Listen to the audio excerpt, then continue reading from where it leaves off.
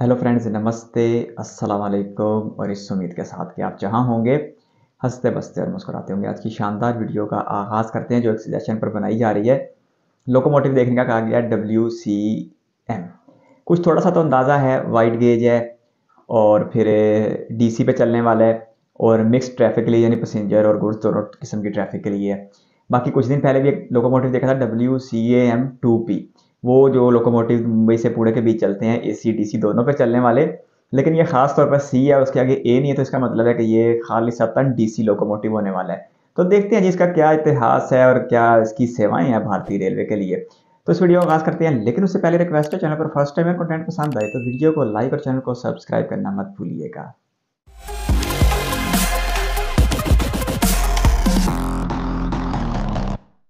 बिखरे हुए ख्वाबों और रूठे हुए अपनों ने मुझे उदास कर दिया, वरना दुनिया वाले रोज मुझसे मेरे मुस्कुराने की वजह पूछते थे।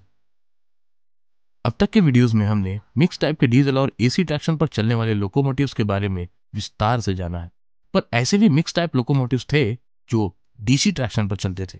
स्वागत है दोस्तों आप सभी का हमारी एक और नई वीडियो में, जहां आज हम चर्चा करने जा रहे हैं मिक्स टाइप के डीसी ट्रैक्शन पर चलने वाले लोकोमोटिव्स के बारे में। वैसे तो डीसी ट्रैक्शन पर चलने वाले लोकोमोटिव्स तो बहुत ही पहले यानी 1928 के करीब ही इंडियन रेलवेज में आ चुके थे, पर वो लोकोमोटिव्स डेडिकेटेड गुड्स और पैसेंजर लोकोमोटिव्स थे। पर उस जमाने की मूल आवश्यकता मिक्स टाइप लोकोमोटिव्स थी। इस खोज का पहला लोकोमोटिव बना WCM1, जहां W का मतलब था ब्रॉड गेज, C का मतलब था डायरेक्ट करंट से चलने वाला और M का मतलब था मिक्स टाइप यानी गुड्स और पैसेंजर दोनों ही तरह की सर्विस के लिए काबिल। इससे पहले आगे बढ़े, अगर आप लोगों की अच्छी खासी डिमांड देखने मिलेगी तो इंडिया में DC इलेक्ट्रिफाइड रूट्स की शुरुआत पर भी एक डिटेल वीडियो लेकर आएंगे हम। बात करें WCM1 की, तो इंडियन रेलवेज में इन लोकोमोटिव्स को 1956 के आसपास इंट्रोड्यूस किया गया था। वल्कन फाउंड्री और इंग्लिश इलेक्ट्रिक द्वारा बनाए और इंडिया में इंपोर्ट किए गए इस लोकोमोटिव की केवल 7 यूनिट्स ही इंडिया में मंगाई गई। 1.5 किलोवोल्ट डीसी करंट पर चलने वाले कोको व्हील अरेंजमेंट वाली इस लोकोमोटिव की मैक्स रेटेड पावर आउटपुट थी 3700 हॉर्स पावर। साथ ही लोको 3100 की कंटिन्यूअस पावर डिलीवरी करने की क्षमता रखता था। बात करें टॉप स्पीड की, तो ट्रायल्स में इस लोकोमोटिव ने 120 किलोमीटर पर आवर की स्पीड अटेन कर रखी थी, पर इंडियन रूट्स में इस लोकोमोटिव की max permissible speed 105 kilometre per hour थी। है ना कमाल। उस जमाने का सबसे ताकतवर लोकोमोटिव था ये। ज्यादातर ये लोकोमोटिव्स मुंबई और उसके आसपास के इलेक्ट्रिफाइड रूट में देखे जाते थे।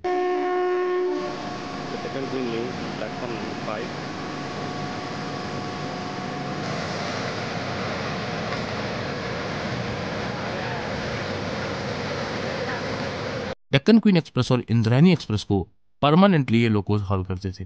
WCP1, WCP2, WCP3, WCP4 के पुराने होते के साथ ही भारतीय रेलवे इनके बेहतर विकल्प की तलाश में लग गए, जिसका नतीजा थे WCM1 लोकोज। ये जमाना तब का था जब स्टीम लोकोज का एक तरफा साम्राज्य स्थापित था भारतीय रेलवे में। भारतीय रेलवेज में इन लोकोज ने 45 सालों तक अपनी सेवाएं दी और इनके जर्जर होती हालत को देखते हुए जनवरी 2000 में इनको रेलवे से हमेशा के लिए रिटायर कर दिया गया। इन लोकोज में कुछ लिमिटेशंस थी, जैसे इनमें मल्टीपल यूनिट्स अटैच नहीं किए जा सकते थे और ये सिर्फ डीसी ट्रैक्शन पर ही चलते थे। पर ये देश के पहले proper coco type wheel arrangement वाले इलेक्ट्रिक लोकोज थे। आज इन लोकोज में से एक यूनिट चेन्नई रेल म्यूजियम में अभी भी देखी जा सकती है। सामान्य लोकोज से ये लोको थोड़ा भारी थे। इन लोको का वजन 123.98 टन था। इनमें वैक्यूम ब्रेक्स काम करते थे। बात करें ट्रैक्टिव एफर्ट की, तो स्टार्टिंग 300 किलो न्यूटन और कंटिन्यूअस 170 किलो न्यूटन की ट्रैक्टिव एफर्ट की क्षमता थी इन लोकोस की। WCM1 1955 में पहली बार इंडियन रेलवेज में इंट्रोड्यूस हुए, जिसके बाद 1999 में आखिरी बार ये लोको मेन लाइन पर दौड़ते नजर आए। अब बात करते हैं इसी कड़ी में अगले लोकोमोटिव की, जो था WCM2। ये लोको भी वल्कन फाउंड्री और इंग्लिश इलेक्ट्रिक द्वारा डिजाइन और मैन्युफैक्चर किए गए थे। WCM2 लोकोस के टोटल 12 यूनिट्स इंपोर्ट किए गए। इन लोकोस का मुख्य उद्देश्य था स्टीम लोकोस का प्रभुत्व ईस्टर्न रेलवे से पूरी तरह से खत्म करना। 3000 वोल्ट डीसी करंट पर ये लोकोमोटिव्स वर्क करते थे। 1960s में ईस्टर्न रेलवेज में 25 kVA एसी करंट का बदलीकरण शुरू हो चुका था। WCM लोकोस का दायरा सीमित होने लगा। फाइनली WCM2 लोकोस को वेस्टर्न रेलवेज के सुपुर्द कर दिया गया, जहां इन लोकोस को 1.5 kV डीसी करंट पर चलने के काबिल बनाया गया। इन लोकोस की max rated power output 3120 horse power थी और maximum speed 120.5 kilometre per hour थी। वहीं बात करें परमिशन की तो मेन लाइन पर इन लोकोस को 105 किलोमीटर पर आवर की टॉप स्पीड पर चलने की अनुमति थी। इन लोकोस को ज्यादातर एक्सप्रेस ट्रेन के साथ ही इस्तेमाल किया जाता था। इनकी बनावट WCM-1 से थोड़ी सी अलग थी, जहां लोको पायलट्स के कंफर्ट को ध्यान में रखते हुए डोर्स का प्लेसमेंट केबिन के पास ही किया गया था। 2000 के अंत के आते के साथ ही इन लोकोस को हमेशा के लिए स्क्रैप कर दिया गया। फिलहाल इस लोको की कोई भी यूनिट प्रिजर्व नहीं की गई है और अब ये बस यादों में ही रह गया है। WCM-2 लोकोस को ब्लू बर्ड नाम से भी जाना जाता था। हालांकि WCM-1 की तुलना में इस लोको का वजन उससे काफी कम था और इसका वजन मात्र 112.8 टन था। बात करें ट्रैक्टिव एफर्ट की तो 310 किलो न्यूटन का स्टार्टिंग ट्रैक्टिव एफर्ट और 120 किलो न्यूटन का कंटिन्यूस ट्रैक्टिव एफर्ट देने की क्षमता थी इस लोको की। अब बढ़ाते हैं इस कहानी को थोड़ा और आगे और अब बात करते हैं श्रृंखला के अगले लोकोमोटिव के बारे में, जो है हमारा WCM-3। दोस्तों, उस समय जापान की कंपनी की बनाई मोटर्स कई कंपनीज में एक्सपोर्ट होती थी। जब इंडियन रेलवेज ने डीसी ट्रैक्शन पर चलने वाले लोकोस के प्रोटोटाइप्स मांगे तो हिताची कंपनी ने भी इस होड़ में अपना 3600 हॉर्स पावर वाला एक लोकोमोटिव इस प्रतिस्पर्धा में उतारा, जिसको इंडियन रेलवेज में नाम दिया गया WCM-3। WCM-3 के टोटल 3 ही यूनिट 1958 में इंपोर्ट किए गए। एसी ट्रैक्शन के विस्तार के बाद RDSO के इंजीनियर्स द्वारा इस लोको को 1975 में 1.5 kV डीसी करंट के लिए मॉडिफाइड किया गया। इस लोको की भी max permissible speed 105 kilometre per hour और ट्रायल्स में इस लोको ने 120 किलोमीटर पर आवर की टॉप स्पीड छुई थी। कितना खूबसूरत है हमारा भारतीय रेलवे। इतनी सारी विविधता आपको एक ही रेल में और कहां देखने मिलेगी। अब बात करते हैं इस श्रृंखला में आने वाले अगले लोकोमोटिव के बारे में। पर दोस्तों, अभी तक आपने चैनल को सब्सक्राइब नहीं किया है। आपके बस एक सब्सक्राइब से मोटिवेशन मिलता है नई से नई वीडियोस पर काम करने का, तो जल्दी से चैनल को सब्सक्राइब कर लीजिए और मैं जल्दी ही लाऊंगा इस वीडियो का अगला पार्ट। तब तक के लिए जुड़े रहिए आपके अपने नोमैडिक रेल यात्री यूट्यूब चैनल से। फिलहाल मैं लेता हूं इजाजत और जल्दी ही मिलूंगा अपनी एक और नई वीडियो, नई केस स्टडी, नई जर्नी के साथ। तब तक के लिए जय हिंद, जय भारत दोस्तों। इस लोकोमोटिव की कहानी तो किसी गुजरे हुए पुराने मोहब्बत के अफसाने जैसी मालूम हो रही है। क्या इसका शानदार इतिहास था। साल 1954 में इसे शुरू किया गया 1954 में, और जो WCAM था उसके सिर्फ और सिर्फ 7 यूनिट बनाए गए। लेकिन ये एक ऐसे वक्त में आया जब इंडियन रेलवेज में स्टीम लोकोमोटिव्स का राज था और ये DC की सल्तनत कायम करने वाला पहला लोकोमोटिव भी बन गया। इंपोर्ट होके आया था। जनरल इलेक्ट्रिक तो नहीं, किसी और कंपनी का नाम ले रहे थे। खैर, ये इंपोर्ट होके भारत में आया था। उस जमाने भारत में लोकोमोटिव शायद स्टीम के बनते हों, लेकिन AC DC भी बनते थे। और इसके साथ साथ फिर इसके अब ये साल 2000 तक चला और कुछ ही अरसे बाद मतलब कि साल 2000 तक कुछ अरसा नहीं चंगा भला 45 साल हैं। उसके बाद उसको रिटायर कर दिया गया और इसके बाद WCM-2 आया जो उसकी अगली जनरेशन थी। फिर वो तकरीबन 55-56 में आया और वो भी साल 2000 तक चला, यानी वो भी 40-45 साल के आसपास सेवाएं देके रिटायर हो गया। फिर WCM-3 आया, लेकिन उसके सिर्फ 3 लोकोमोटिव आ सके, 3 यूनिट आ सके। तो कुल मिला के 7 और 3 10 और 11 को तकरीबन कुछ 30-35 नहीं 20-25 के आसपास ये तीनों के यूनिट बनते हैं। और ये ऐसे वक्त में सामने आया था जब DC का रवाज आ रहा था इंडियन रेलवेज में। तो अब अगर इसके वजन की बात की जाए तो इसका वजन हैरान कर देने वाला है। मुझे तो लगता है कि वैग 12 का भी वजन 123 टन के आसपास नहीं है, जितना इस WCM-1 का वजन हुआ करता था। DC टेक्नोलॉजी पे चलने वाला था। 3000 हॉर्स पावर के आसपास इसकी पावर बता रहे थे और इसकी स्पीड हैरान कर देने वाली थी। यानी कि आज से कुछ 60-70 साल पहले भी 120 तक इसने अपना ट्रायल किया था और 105 के ऊपर ये चलाया भी जाता था।